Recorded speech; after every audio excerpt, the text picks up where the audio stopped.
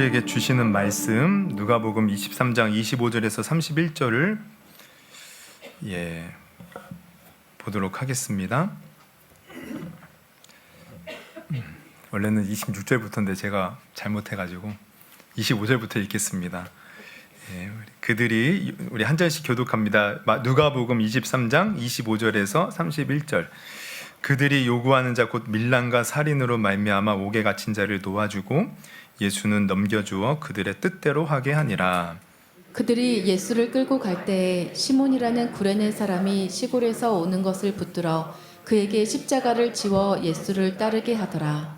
또 백성과 및 그를 위하여 가슴을 치며 슬피 우는 여자의 큰 무리가 따라오는지라. 예수께서 돌이켜 그들을 향하여 이르시되 예루살렘의 딸들아 나를 위하여 울지 말고 너희와 너희 자녀를 위하여 울라. 보라, 날이 이르면 사람이 말하기를 잉태하지 못하는 이와 해산하지 못한 배와 먹이지 못한 젖이 복이 있다 하리라. 그때 사람이 산들을 대하여 우리 위에 무너지라 하며 작은 산들을 대하여 우리를 덮으라 하리라. 같이 읽겠습니다. 푸른 나무에도 이같이 하거든 마른 나무에는 어떻게 하리요 하시니라. 아멘. 우리 듣고 또 은혜 받는 시간 갖도록 하겠습니다. 우리 누가복음 23장 우리 26절에서 31절을 본문으로 오늘 제목은 누구를 위해 울 것인가라는 제목으로 좀 말씀을 나누려고 합니다. 오늘 이제 말씀을 우리가 보면요, 이제 제가 사순절을 보내고 있기에 우리가 어떻게 사순절을 묵상할까라는 생각 속에서 물론 우리가 예수님의 십자가의 고난을 우리가 묵상을 해야죠. 그러나 또 때로는 이게 너무 또 식상하기도 한 것 같아요. 물론 아무리 예수님의 십자가의 고난과 부활을 강조해도 지나침이 없지만 좀 오늘은 좀 색다른 어떤 좀 의미로서 좀 그 고난과 십자가를 묵상했으면 좋겠는데요. 먼저 오늘 본문을 보면 예수님께서 결국에는 이 빌라도에 의해서, 이 빌라도는 당시 유대 땅에 파견된, 로마로부터 파견된 총독이에요. 이 총독 빌라도에 의해 결국 사형 선고를 받으셔요. 그래서 오늘 본문에는 자세히 나와 있지 않지만 예수님이 그 사형 선고를 받기 전에 이미 책찍에 맞으셨고요. 또 사형 선고를 받고 나서는 계속해서 이제 병정들에게 조롱을 받고 또 침뱉음을 받고 따귀를 맞고 그러면서 이미 탈진 상태가 되어버렸어요. 그래서 이제 십자가 형틀을 받았기에 이제 자기가 이 십자가 형틀을 받으면 자기가 매달려야 될 십자가를 친히 짊어지고 그 골고다 언덕까지 올라가야 돼요. 근데 예수님은 이미 탈진 상태예요. 그 십자가를 질 수가 없습니다. 그래서 오늘 이제 본문을 보면 로마 병정들이 자꾸 예수님이 쓰러지니까 이제 하는 수 없이 지나가던 건장한 이 사람을 강제로 데리고 와서 예수님의 십자가를 대신 지게 하는데 그 사람의 이름이 지금 누구라고 나와 있죠? 구레네 사람 시몬이라는 거예요. 26절 우리 다시 한번 봅니다. 26절 같이 한번 읽어볼까요? 시작. 그들이 예수를 끌고 갈 때 시몬이라는 구레네 사람이 시골에서 오는 것을 붙들어 그에게 십자가를 지워 예수를 따르게 하더라. 그러면 여러분 한번 생각해 보십시오. 이 구레네 사람 시몬이 갑자기 뜬금없이 자기가 끌려가서 십자가를 쳐요. 근데 이 십자가는 오늘날 우리 십자가 하면 사실 우리가 액세서리로도 많이 쓰죠. 그리고 뭐 교회마다 이제 십자가가 붙어 있어서 교회 십자가면 교회고 또 때로는 우리가 뭐 이렇게 장식을 할 때 이제 십자가를 하기도 해서 뭔가 십자가가 친근한 느낌이 들어요. 근데 당시의 십자가는 이게 로마의 최고 사형 형틀이에요. 가장 잔인하게, 가장 고통스럽게 죽이는 사형 형틀. 그래서 그 잔인 무도한 로마 병정들조차도 이 십자가를 함부로 입으로 내뱉지 않았다고 해요. 십자가는 아주 무섭고 끔찍한 거예요. 저주스러운 거고. 근데 갑자기 이 구레네 사람 시몬이 자기가 끌려가서 이 십자가를 물론 자기가 죄를 진 건 아니지만 대신 짊어지게 되니 얼마나 소름이 끼치겠습니까? 온몸에 막 소름이 끼치고 또 아마 속으로 내가 왜 이런 것을 해야 돼? 투덜투덜 됐을 거예요. 그리고 정말 오늘 하루 재수 없다라고 생각하면서 온갖 마음의 불편함과 또 불만이 가득했겠죠. 그런데 이제 우리가 알아야 될 건 뭐냐면, 비록 이 구레네 사람 시몬이 억지로 십자가를 졌는지 모르지만, 여러분, 우리가 주님의 십자가를 짐에 있어서 아무리 우리가 억지로 하고 힘든 일을 해도요, 공짜가 없다는 것을 아셔야 돼요.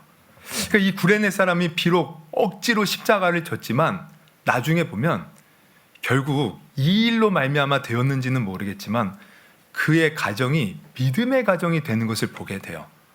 그래서 오늘 이제 우리가 누가복음에 나오지 않지만요, 마가복음에 보면 이제 시몬을 소개할 때 이렇게 소개를 해요. 마가복음에서는 마가복음 15장 21절, 마침 알렉산더와 루포의 아버지인 구레네 사람 시몬이 시골로부터 와서 지나가는데 그들이 그를 억지로 같이 가게 하여 예수의 십자가를 지우고, 이 말씀을 보면 우리가 중요한 걸 알 수가 있어요.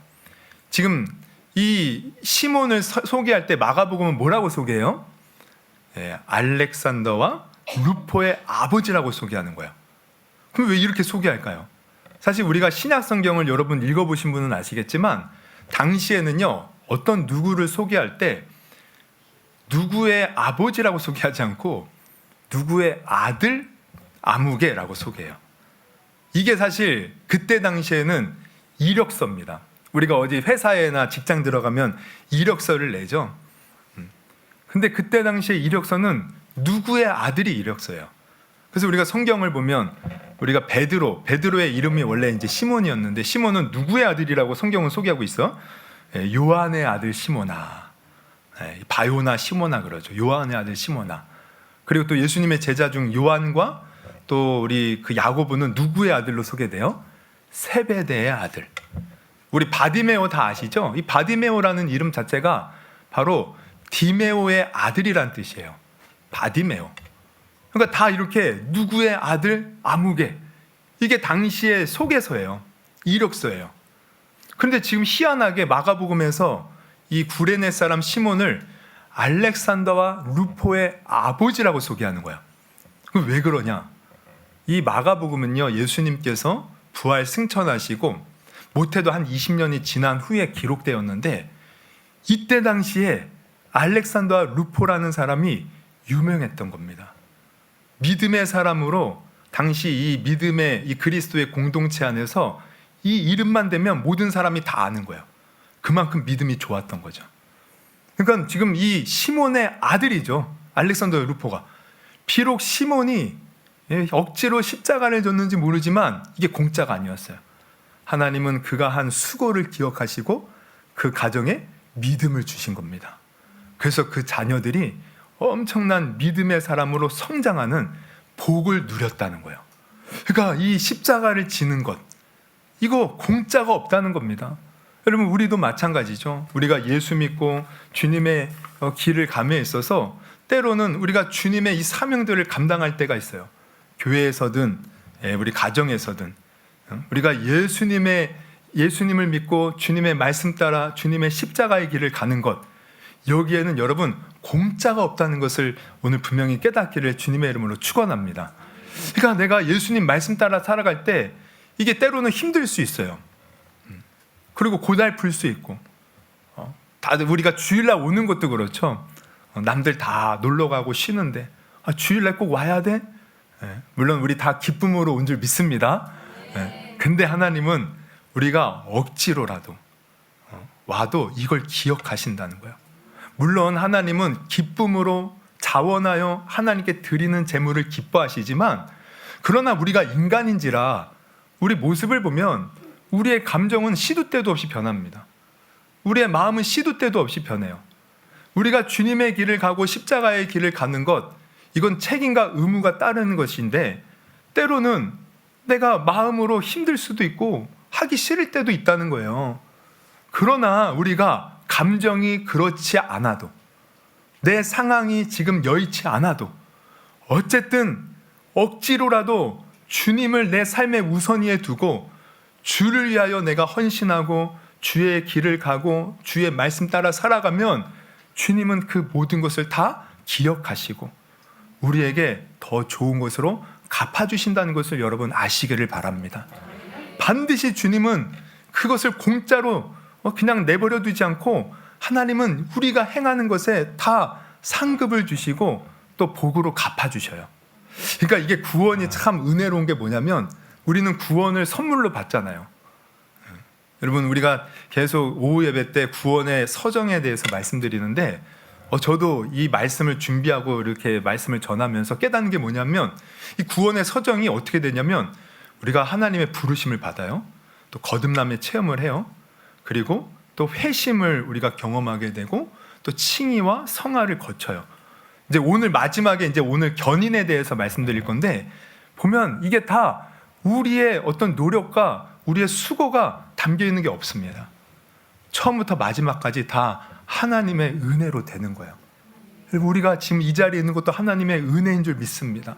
내가 오늘 죽어도 천국 갈 수 있는 것 다 하나님의 은혜인 줄 믿습니다. 나의 생애가 끝나고 정말 마지막 그 예수 그리스도를 믿는 믿음으로 하나님 나라에 가서 영원히 사는 것 다 주님의 은혜인 줄 믿습니다. 근데 은혜인데 하나님은 우리가 그 은혜를 받고 감사해서 주를 위해 섬기잖아요. 그럼 우리는 이미 받은 은혜에 감사해서 하는 거잖아요.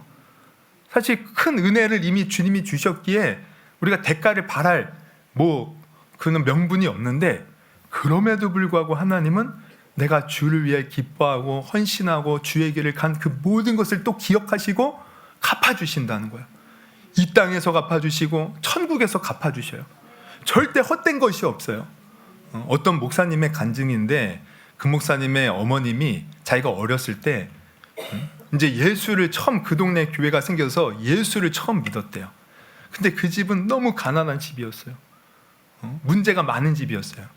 어머님이 그 문제를 해결해 보고자 그렇게 이제 새벽에 가서 기도를 했다는 겁니다. 그런데 몇 년을 기도해도 집안이 나아지는 게 없는 거예요. 사람들이 수근수근거려요. 저 집 누구누구는 저렇게 기도하는데 집이 안 풀려. 하루는 이 어머니가 새벽에 기도하러 가지 않는 거예요. 아들이 이상하게 여겨서 엄마 왜 기도하러 안 가요? 아이고 사람들이 그렇게 수근수근거리고 아무리 기도해도 안 되는데 나 이제 기도 안 하련다. 그렇게 하소연을 하더래요. 그런데 다음날 또 기도하러 가더래요. 그러더니 평생을 그렇게 기도했대요. 물론 어려운 시절 아무것도 변화된 것은 없었지만 이 목사님이 나중에 목사가 되고 그리고 하나님의 은혜로 교회가 많이 성장했어요. 그 목사님이 뒤돌아보니 내가 이렇게 된 것은 어머님의 기도 덕분에 이렇게 되었습니다 라는 고백을 하더라는 거예요. 여러분 우리가 하는 모든 수고와 헌신 절대 헛되지 않습니다. 내가 누리지 못해도 우리 자녀들이 누리고 우리 자녀들이 못해도 하나님은 반드시 천국에서 다 기억하시고 상급을 주시고 면류관을 주셔요. 그러니까 우리가 주님의 길을 가는 것 때로는 내가 원하는 대로 되지 않고 내가 말씀 따라 살아도 뭔가 되어지는 것 없고 여러분 절대 실망하거나 낙심하지 않기를 주님의 이름으로 축원합니다. 반드시 주님이 좋은 것으로 채워주셔요. 우리 구레네 사람 시몬을 통해서 그것을 다시 한번 깨달을 수 있기를 주님의 이름으로 축원합니다. 아무튼 지금 예수님의 상황은 이렇게 자기 스스로가 십자가를 질 수 없을 정도로 그냥 몸이 만신창이가 되었고 너무 지금 힘든 상태예요. 그래서 이 모습을 보고 이제 오늘 본문 이어서 보면 이제 이 예수님을 뒤에서 따르는 큰 여자의 무리들이 울더라는 거예요. 우리 27절을 같이 한번 볼까요? 같이 한번 읽어보겠습니다. 시작. 또 백성과 및 그를 위하여 가슴을 치며 슬피 우는 여자의 큰 무리가 따라오는지라. 예, 이렇게 큰 무리가 이제 따라오는데 이제 이 말씀 우리가 여자를 이제 살펴보기 전에 먼저 이 본문을 보면 여자 외에 또 다른 무리들이 있어요. 누굽니까? 백성입니다. 그러니까 지금 두 부류가 있는 거예요. 백성과 및 그를 위하여 가슴을 치며 슬피 우는 여자의 큰 무리. 백성이 있고 슬피 우는 여자들이 있어요. 그럼 이 백성들은 누굽니까? 먼저 이 백성들을 살펴보면 이 백성들은 어떤 사람들일까요? 먼저는 예수님을 십자가에 못 박으라고 소리쳤던 그 사람들이에요. 예수님이 어떻게 죽나 그것을 보려고 지금 따라가고 있는 거야.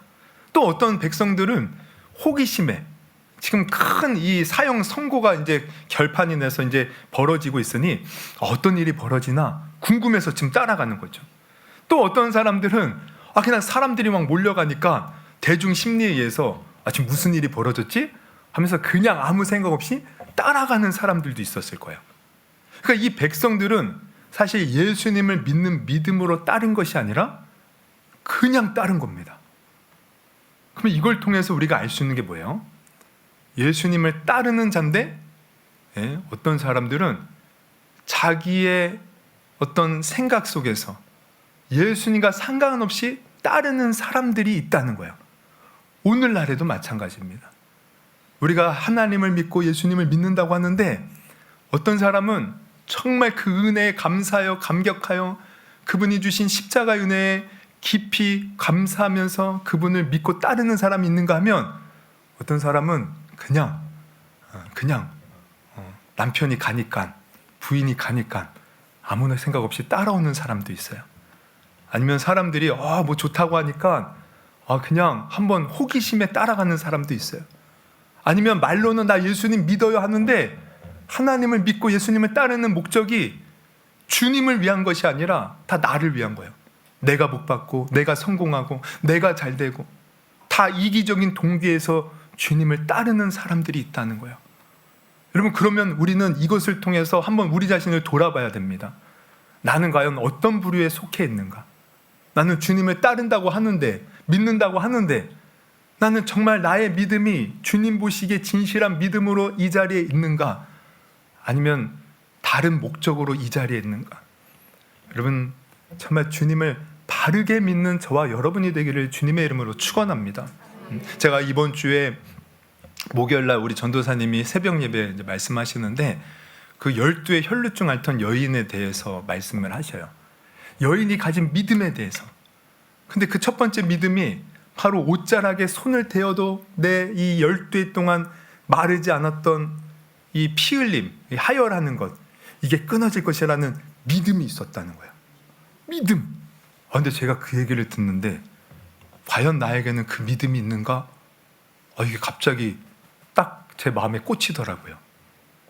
과연 예수님이, 이 여인은 예수님이 나의 모든 이 질병을 해결해 줄 거란 믿음이 있어서 나갔는데 나는 과연 그 예수님에 대한 믿음이 있는가? 예수님이 나의 모든 아픔과 슬픔을 해결해 주시고 우리 성도들의 모든 문제를 해결해 주시는 능력자라고 나는 믿고 있는가? 딱 돌아봤는데 없는 거예요. 그 믿음이 나에게 없는 거야. 절망이 찾아오더라고요. 내가 목사인데, 내가 그래서 이 자리에 설교하는데 내가 그 믿음이 없다니. 그래서 하루 종일 그 기도만 했어요. 하나님, 내게 믿음 주옵소서. 말로만 예수 전하는 자가 아니라 진짜 믿고 예수 전하는 자가 되게 하여 주옵소서. 여러분, 정말 우리는 우리 자신을 볼 수 있어야 돼요. 나는 과연 어느 부류에 속해 있는가? 내 자신의 현 주소를 아는 것이 너무 중요합니다.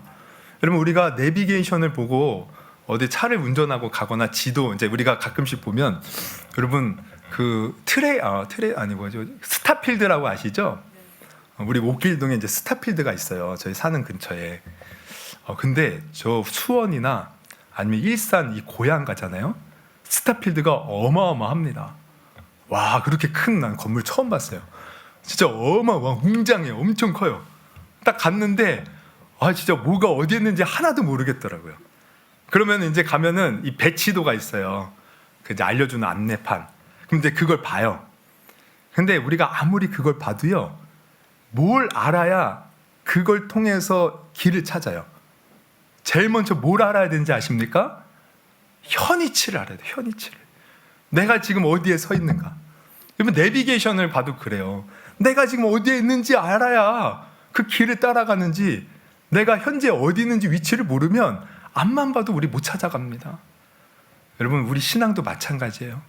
내가 지금 어느 정도에 있는가? 내 믿음은 어느 정도인가? 하나님은 나를 볼 때 뭐라고 평가하는가? 이걸 볼 수 있는 눈이 열려야 내가 하나님 앞에 기도해도 바르게 기도할 수 있어요. 내가 지금 무엇이 부족한지 알고 그것을 찾아서 하나님 앞에 나아갈 수 있는 것입니다. 내가 진짜 내 자신을 보지 못해서 내가 잘하는 것처럼 착각한 채 우리가 살다 보면 나중에 큰 코 다치죠. 예수님 그걸 말씀하시잖아요. 우리 달란트의 비유, 그 문화의 비유, 또 뭐 여러 가지 비유를 통해서 잘한 줄 알았는데 마지막에 주님 앞에 섰을 때 이 게으르고 악한 종아 책망하신다는 거예요. 내가 너를 도무지 알지 못하노라. 다 뭘 못한 거예요? 내가 지금 어느 위치에 있었는지를 몰랐던 거예요. 여러분, 우리는 내가 이번 우리 사순절을 통해서 내가 지금 어느 위치에 있는가? 나는 진짜 바른 믿음을 가지고 있는가?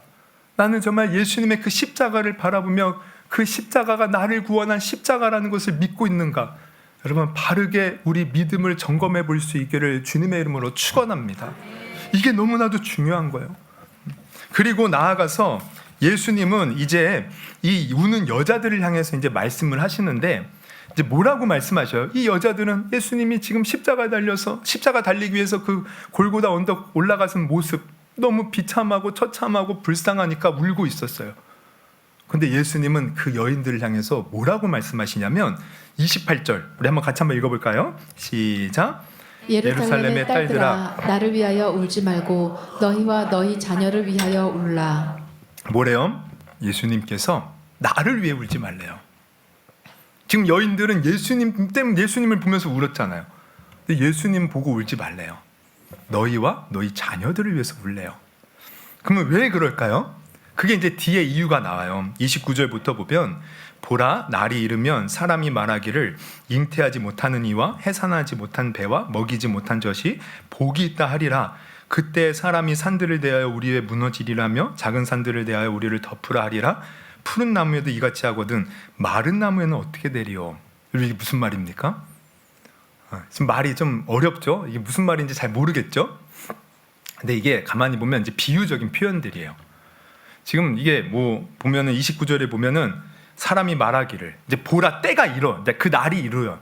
그럼 이 날이 어떤 날이길래 어떤 사람들은 차라리 아이가 없는 게 다행이다라고 생각한다는 거예요. 이 날은. 그리고 30절에 보면 산들에 대해서 차라리 우리를 덮어줬으면 좋겠다. 이게 뭘 말하냐면 차라리 죽었으면 좋겠다. 그러니까 이 날은 어떤 날을 말하냐면요. 고난의 날, 환난의 날을 말하는 거야. 얼마나 그 환난이 극심한지 차라리 젖 먹는 아이가 없는 것이 더 낫고 왜 도망가기 더 편하잖아. 그리고 너무 얼마나 고통이 심한지 차라리 산이 나를 덮어서 내가 빨리 죽었으면 좋겠다는 거야. 이런 환난의 날이 온다는 거죠. 그러면서 그 31절에 보면 푸른 나무에도 이같이 하거든. 이 푸른 나무는 예수님을 상징합니다. 그러니까 지금 예수님이 고난받잖아요. 예수님이 나도 이렇게 고난받는데 마른 나무는 어떻게 되리요? 죄 많은 너희들은 어떻게 되겠느냐? 우리 연약한 인간들은 어떻게 되겠느냐? 지금 이게 환난의 날을 말하는 겁니다. 앞으로 닥칠 환난이 너무 크니까 그 날을 대비하여 울라는 거예요. 이것은 1차적으로 예루살렘의 파괴를 암시합니다. 실제로 예루살렘이 예수님이 이제 AD 30년경에 이제 십자가에 달려주시고 부활하고 승천하셨는데 그로부터 40년이 지난 후 AD 70년경에 실제 역사 속에서 로마의 티투스 장군에 의해서 예루살렘이 완전히 무너져 버려요. 반항하다가. 근데 그때 얼마나 로마 군인들이 잔인하게 이 유대인들을 죽이는지 뭐 여자, 아이, 노인 가릴 것 없이 아주 잔인하게 다 죽였다는 거예요. 큰 고통 속에서. 이 예루살렘 성전도 돌 하나 도리에 남지 않고 다 무너지고 맙니다. 지금 이 환난을 말하는 거예요. 너희들이 그렇게 예수님을 십자가에 달려 죽기까지 하면서 큰 죄악 가운데 있으니 이들이 받은 그 환난을 예수님은 미리 보면서 나를 위해 울지 말고 너희와 너희 자녀들을 위해서 울라 말씀하고 계시는 거예요. 그런데 이 환난은 1차적으로는 당시의 예루살렘의 파괴를 암시했지만 사실 이게 더 뒤로 가면 후대에 예수님이 오실 날이 가까우면 가까울수록 이 땅의 환난을 암시하기도 합니다. 그래서 예수님이 이제 생전에 이제 십자가에 지시기 전에 제자들에게 마지막 때에 있을 환란에 대해서도 이제 말씀을 해주시죠.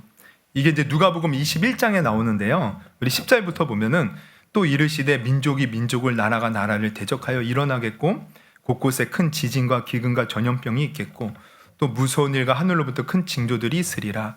이 모든 일 전에 내 이름으로 말미암아 너희에게 손을 대어 박해하며 회당과 옥에 넘겨주며 임금들과 집권자들 앞에 끌려가거니와 이 일이 도리어 너희에게 증거가 되리라. 우리 16절로 넘어가서 심지어 부모와 형제와 친척과 벗이 너희를 넘겨주어 너희 중에 몇을 죽이게 하겠고 또 너희가 내 이름으로 말미암아 모든 사람에게 미움을 받을 것이나. 그러니까 마지막 때가 되면 이럴수록 이런 고난과 환란이 닥쳐온다는 거예요. 근데 실제로 보면은 우리 자연재해들 점점점 심해지잖아요. 우리는 평화 외치면서 막 평화 협정을 맺고 하지만 사실 전쟁이 끊이지 않잖아요. 지금도 저 이란 땅에 전쟁 나는 거 보십니까? 여러분, 저 이란 말고도 중동에도 끊임없이 전쟁이 나요. 그리고 우리나라도 사실 정전이 아니고 휴전 상태잖아요. 언제든지 전쟁이 날 수 있는 위험 속에 있다는 거예요. 여러분, 우리는 평화를 바르고 뭔가 좋은 걸 바랄지 모르지만 마지막 때가 이르면 이를수록 더 큰 환난과 이런 고난이 찾아와요. 그리고 우리가 예수 믿는 것, 여러분, 우리가 지금 우리 대한민국을 봐도요, 옛날 같지 않아요. 옛날에 이 목사님들은 참 대접 많이 받았습니다. 목사하면 사람들이 참 인정해 주었어요. 근데 지금 목사하면 누가 인정해 줍니까? 우리 교회 성도님들이나 저 인정해 주지, 나가면 그냥 아저씨예요. 목사라고 해서 뭐 저를 특별하게 대우 안 합니다. 오히려 이 TV에서 하도 목사가 나쁜 짓을 많이 하니까 더 안 좋은 투로 우리를 보기도 해요. 그러면서 어떤 이 분위기가 형성돼요? 기독교에 대한 반감, 기독교에 대한 멸시. 근데 이게 이상한 게 아니에요. 마지막 때가 오면 올수록 사실 더 심해집니다. 이 환란이, 우리가 예수 믿는 것이 우리는 좋은 것을 말하면서 믿을지 모르지만 사실 더 고난과 어려움이 있을 수 있다는 거예요. 여러분, 이 각오하고 믿으시기를 바랍니다. 네? 물론 우리가 예수 믿으면 예수 안에 모든 축복이 다 있어요. 세상에 줄 수 없는 평강이 있고 기쁨이 있고. 제가 지난주에도 우리 귀한 우리 이종구 집사님이 소천하셨는데, 우리가 그렇게 인생이 끝나면 우리는 그냥 끝나는 게 아니죠. 그리고 다른 종교에 말하듯 죽어봐야 알 수 있는 게 아니에요. 우리가 예수 믿는 믿음이 있으면 우리는 천국에 가서 영원히 사는 것입니다. 이 엄청난 축복을 가졌지만 그 축복을 누리기는 그 길이 때로는 고난의 길이에요. 환난의 길이에요. 그래서 우리는 이것을 가지고 울어야 된다는 거예요. 그러니까 예수님이 지금 이걸 갖고 울라는 거예요. 그러니까 예수님이 원하시는 눈물은, 우리가 사순절을 맞이해서 저 사실 옛날에 예수님의 십자가만 바라봐도 많이 울었습니다. 예수님이 나를 위해서 저 모진 고통을 당하셨다니. 지금도 사실 울어요. 근데 주님이 진짜 원하시는 눈물은 그 눈물을 뛰어넘어 이제는 우리와 이 세상을 위해서 울기를 바라신다는 거예요. 하나님을 떠난 이 세상을 위해서 울라는 거예요. 죄악 가득한 이 세상을 위해서 울라는 거예요. 하나님 말씀대로 살지 못하는 이 세상을 위해서 울라는 거예요. 멸망으로 치닫고 있는 이 세상의 수많은 죽어가는 영혼을 위해서 울라는 것입니다. 그래서 우리가 이 사순절을 맞이해서 우리는 울어야 돼요. 무엇을 위해서? 바로 우리와 우리 자녀들을 위해서. 사실 우리가 울 일이 많이 있죠. 여러분, 울 일 많이 있죠? 우리 삶에서 여러 가지 어려움을 당하면서 울 일 많이 있습니다. 직장이나 사업 때문에 울 일이 많고, 또 자녀들이 속썩여서 울 일이 많고, 또 내가 원하는 것이 이루어지지 않아서 울 일이 많아요. 다 압니다. 근데 그것도 울지만 더 나아가 우리가 이 세상을 바라보면서 울 수 있는 우리 복된 성도가 될 수 있기를 주님의 이름으로 축원합니다. 여러분, 우리나라가 눈부신 경제 발전을 이루어 하나님께 복 받았죠. 우리 6.25 전쟁 끝났을 때만 해도 세계에서 제일 못 사는 나라 중에 하나였어요. 미국의 원조를 받아야지만 살 수 있는 그런 나라. 그런데 한강의 기적이라 불릴 만큼 엄청난 눈부신 경제 발전을 이루어 지금은 정말 세계가 주목하는 정말 복된 나라가 되었습니다. 그런데 화려함 속에 우리의 이면을, 내면을 들여다보면 좋지만은 않다는 거예요. 통계를 보면 이게 2020년 기준인데 경제협력개발기구 즉 OECD에 등록된 34개국 나라 중에 우리나라가요 자살률 1위, 술 소비량 1위, 교통사고 사망자 2위, 남성 흡연율 2위, 소득 불평등 4위, 그리고 행복지수는 34개국 중 33위예요. 33위. 이거 외에도 여러 지표들이 안 좋은 것 중에서는 상위입니다. 우리나라가 이래요. 그러니까 겉으로 볼 때는 좋아 보일지 모르지만 사실 내면을 보면 참 많은 아픔이 있습니다. 그러다 보니 우리 백성, 우리 국민들 봐요. 늘 못 살겠다고 하잖아요. 늘 우리가 사실 풍족하거든요. 근데 남들과 비교하면서 늘 불행하대요.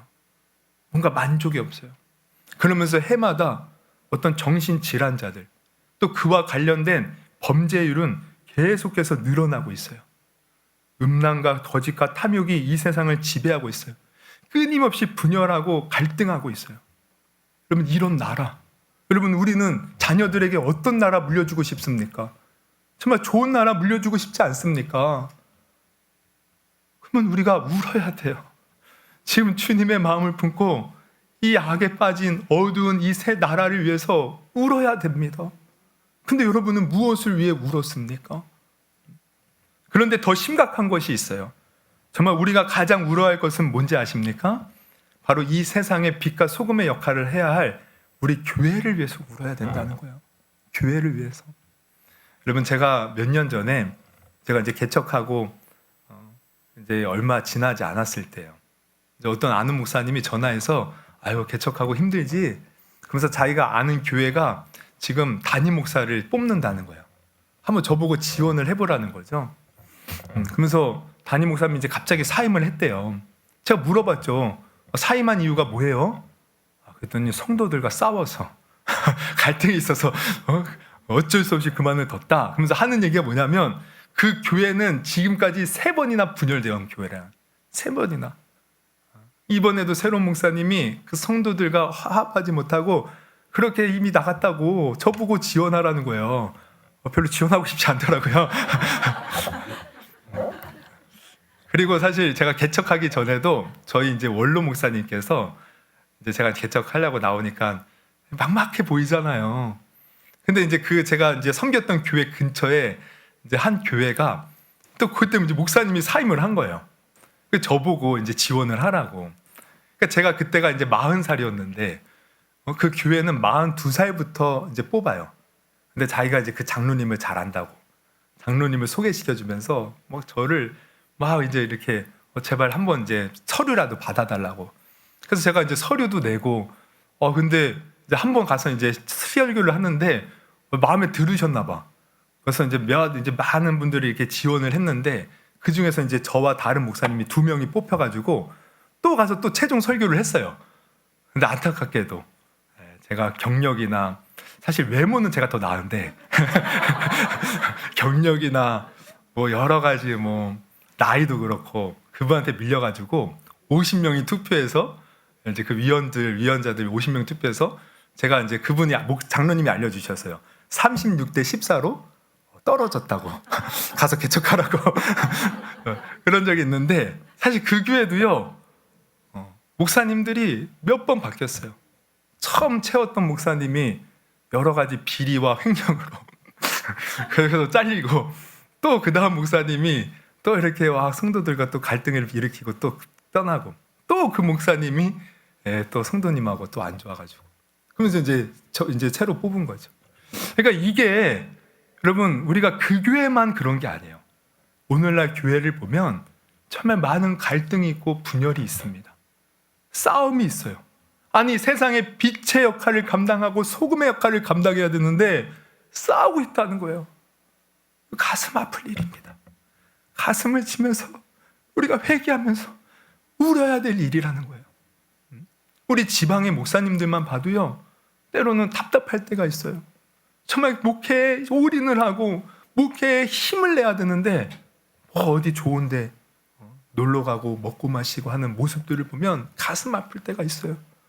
여러분, 정말 울어야 될 것이 너무나도 많이 있습니다. 우리 성도들 한 사람 한 사람을 봐도 그렇죠. 정말 바른 복음 위에서 주님을 사랑하고 세상에서 정말 빛과 소금의 역할을 감당해야 되는데, 제가 항상 강조하는 게 있죠. 교회에서만 열심히 하지 말고 집에서도 열심히 하시라고. 그리고 직장에서도 우리는 바르게 살아야 된다고. 왜? 그러지 못한 한국교회 성도들이 너무 많기 때문에 그래요. 가끔씩 이게 식당에서 가면은 막 요란스럽고요. 와, 그냥 다른 사람, 옆에 있는 사람 그런 배려도 안 하고 막 그런 사람 봐요. 그러면은 가만히 보면 교회에서 와 있어요. 교회에서 막 기도하고 막 사무 목사님, 뭐 집사님, 뭐 권사님, 너무 부끄러워요. 그런 모습 보면 너무 우리 교회 다니는 사람들이 세상을 향해서 함부로 하는 경우들이 너무 많이 있어요. 세상에 본이 되어야 되고 모범이 되어야 되고 소금으로서 정말 녹아져서 정말 우리가 불을 밝힌다고 할 때, 여러분, 불은요 뭐 어떻게 돼요? 그냥 스스로 불이 나는 게 아니잖아요. 우리 촛불을 봐도 촛불은 자기 몸을 태우면서 불을 내는 거예요. 우리가 세상의 빛을 어떻게 밝히겠습니까? 희생해야 돼요. 내가 낮아져야 돼요. 그런데 우리 한국교회 성도들과 교회를 보면 자꾸 높아지려고 해요. 자꾸 세상을 이기려고 들어요. 뭔가 자기네들이 원하는 대로 되지 않으면 어쨌든 나가서 막 데모하면서 자기의 목소리를 높이려고 해요. 그러나 그것으로 세상을 바꿀 수 없습니다. 낮아지고 죽어져야 돼요. 죽지 않으려고 하잖아요. 여러분, 정말 이 세상을 향해서 우리가 울 것이 많이 있음을 여러분 아시기를 바랍니다. 그래서 주님은 우는 자를 찾고 계셔요. 사실은 이 세상을 향해서 죄악으로 빠져가는 이 모든 인간들을 위해서, 그들을 위해서 울 자를 찾고 계시는데, 여러분, 누가 울겠습니까? 누가 울겠습니까? 우리가 우는 자가 될 수 있기를 주님의 이름으로 축원합니다. 에스겔서에 보면은 이런 말씀이 있어요. 우리 에스겔서 22장 보면 이제 20장부터 24장은 이스라엘의 죄악과 그로 말미암아 임하게 될 멸망에 대해서 이제 쭉 나열하는데, 22장에 보면 하나님이 이런 말씀을 해요. 이 땅을 위하여 성을 쌓으며 성 무너진 데를 막아서서 나로 하여금 멸하지 못하게 할 사람을 내가 그 가운데서 찾다가 찾지 못하였으므로 내가 내 분노를 그들 위에 쏟으며 내 진노의 불로 멸하며 그들 행위대로 그들 머리에 보응하였느니라. 주 여호와의 말씀이니라. 지금 이스라엘 죄악이 많대요. 근데 문제는 뭐냐면 그들을 막아설 자, 그들을 위하여 울 자가 없다는 겁니다. 하나님은 그들을 찾고 계셨는데 없는 거예요. 그래서 결국 심판받고 멸망하는 겁니다. 여러분, 지금 이 땅을 위해서, 우리 교회를 위해서 하나님은 울 자를 찾고 계셔요. 그 울 자가 없으면 우리가 하나님을 떠나 뭔가 죄를 지면 어떻게 될지 모르는 거예요. 우리 울어야 됩니다. 할렐루야. 그래서 우리가 울면, 아까 우리가 억지로라도 십자가를 지면 하나님이 반드시 그 대가를 우리에게 공짜로 하시는 것이 아니라 반드시 우리에게 갚아주신다고 했죠. 기도도 마찬가지예요. 우리가 울면서 우리 교회와 이 나라와 우리 자녀들을 위해서 울면서 기도하면 반드시 우리의 기도를 통해 하나님 역사하셔요. 우리 창세기를 보면 이제 그 소돔과 고모라 땅이 죄악이 심하니까 하나님이 멸망하시겠다고 하잖아요. 이것을 먼저 아브라함에게 말씀하셔요. 그랬더니 아브라함이 그 땅에 자기 조카 롯이 있음을 알고 어떻게 합니까? 하나님, 만약 그 땅에 5인 50명이라도 있으면 멸하시겠습니까? 우리 하나님 말씀하셔요. 내가 멸하지 않겠다. 근데 아브라함이 가만히 생각해 보니까 왠지 50이 없을 것 같아. 그래서 좀 숫자를 줄여요. 45명이 있으면 어떻게 하시겠습니까? 그래도 멸하지 않겠다. 40명이면 그래도 멸하지 않겠다. 30명이면요? 그래도. 그러면서 10명이면요? 10명까지 내려와요. 그래도 내가 멸하지 않겠다. 그런데 소돔과 고모라 땅에는 10명의 의인조차 없었던 거예요. 결국 그 땅이 율과 불과 유황불로 멸망당하는데, 그런데 그 가운데서 롯과 아내와 두 딸이 천사의 도움으로 살아나와요. 물론 아내는 뒤를 돌아보지 말랐는데 뒤로 돌아보다 소금 기둥이 되어서 죽긴 하는데, 어쨌든 롯이 살아났는데 여기에 대해서 성경은 뭐라고 기록하냐면 이렇게 기록합니다. 창세기 19장 29절 같이 한번 읽어볼까요? 시작. 아브라함이 가까이 나아가 이르되 주께서 의인을 악인과 함께 멸하려 하시나이까 그 성 중에 의인 50명이 있을지라도 주께서 그곳을 멸하시고 그 50 의인을 위하여 용서하지 아니하시리까. 네, 이렇게 이제 기도를 했는데 이제 19장 29절에 보면은 이렇게 이제 롯이 구원받은 것을 말씀하셔요. 같이 읽습니다. 하나님이 시작. 하나님이 그 지역의 성을 멸하실 때 곧 롯이 거주하는 성을 엎으실 때 하나님이 아브라함을 생각하사 롯을 그 엎으시는 중에서 내보내셨더라. 롯이 누구 때문에? 아브라함 때문에. 할렐루야. 여러분, 우리가 정말 주님께서 지금 말씀하신 대로 그저 내 자신만을 위해서 우는 것을 그치고 이제 더 우리가 넘어가 이 세상을 위해서, 이 아픔을 위해서, 이 고통을 위해서 우리가 기도하잖아요. 우리의 기도를 통하여 우리 가정을 살리시고 나라를 살리시고 우리 교회를 살리시는 줄 여러분 믿으시기를 바랍니다. 그래서 이 사순절을 맞이해서 여러분, 단순히 우리는 십자가의 고통만 묵상할 게 아니에요. 예수님이 왜 십자가를 지셨습니까? 우리의 죄를 위해서 지시는 거 아니에요. 그러면 우리가 정말 기도해야 될 것은 이 죄의 문제를 우리가 해결할 수 있도록 예수님 앞에 겸손하게 회개하며 나아갈 수 있도록 먼저는 내 자신이, 그리고 우리 가족이, 나아가 우리 성도들이, 더 나아가 이 나라 이 민족 백성들이, 더 나아가 세계 열방이 주님 앞에 나아가 온전히 그들이 구원받을 것을 위해서 우리는 기도해야 된다는 거예요.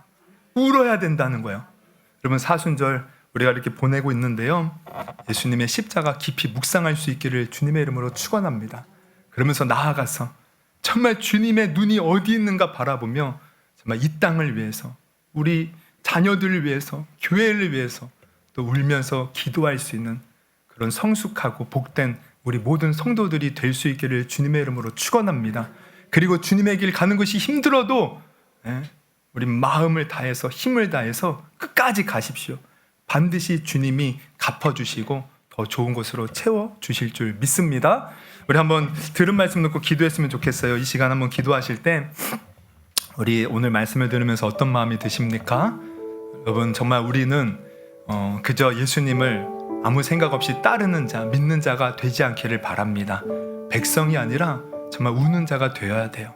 근데 그냥 내 자신을 바라보면서 그냥 내 형편만 바라보면서 우는 것이 아니라 그저 예수님이 고통당하셨구나, 얼마나 아프셨을까, 이 정도의 차원에서 우는 것이 아니라 정말 주님이 우리를 사랑하사 이 땅의 모든 백성들을 다 구원하시고 이 땅에 치유 회복을 베푸실 것을 간절히 바란다는 마음을 아시고 이 세상을 위해서 우리가 울 수 있고 기도할 수 있어야 돼요. 하나님, 내가 사순절을 맞이하여서 정말 그렇게 주님의 십자가를 깊이 묵상하는 가운데 주님의 마음을 깨달아 우리 가족과 교회와 나라를 위해서 울 수 있는 우리가 되게 하여 주옵소서. 주님의 마음을 내게 부어 주시옵소서. 주님의 뜻을 깨닫게 하여 주시옵소서. 우리 한번 그렇게 들은 말씀 놓고 우리 주여 한번 부르시고 우리 기도하도록 하겠습니다.